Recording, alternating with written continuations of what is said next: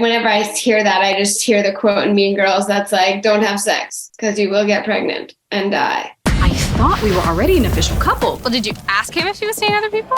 No, are you crazy? You don't ask guys these things. You ask everyone else you know. Were there any embarrassing moments that you experienced on set?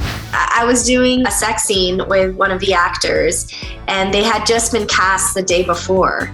And I was meeting them for the first time while we were shooting. We didn't have a rehearsal or anything.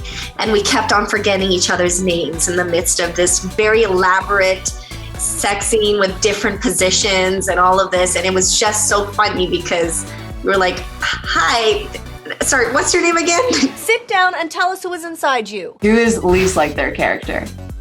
Renee. Yeah, you're much kinder. Yeah. No, I get that. You're gay, but you're nice. I'm gay, but I'm nice. I know from your world that probably sounds like a really fun evening, but for me, that's worse than getting a pap smear. She just like puts a front on, and you don't put that front on. You have no front. You're not elite. Maybe season 1 was a lot different than her character, but then season 2, it gets closer.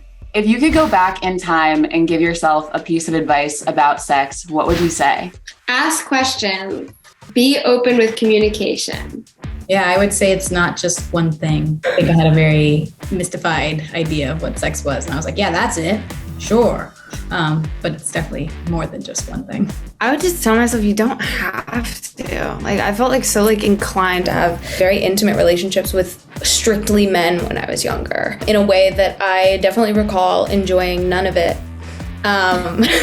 Like a lot of me as a kid was like, I really need to be hypersexual because I think I wanted like the validation that I was straight. What's the most outrageous myth you've heard about sex?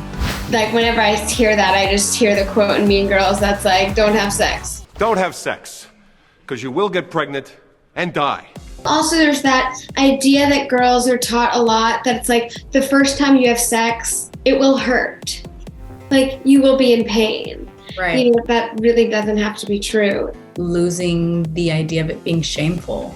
Totally. Oh my God, yeah. Sex was like, you don't talk about that. We don't touch that. It's very religious. We're just don't do that. And it was like, we did not learn anything about it besides that it was bad and shameful and never do. Yeah.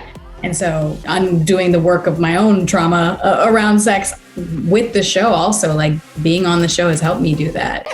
Sex positive, y'all.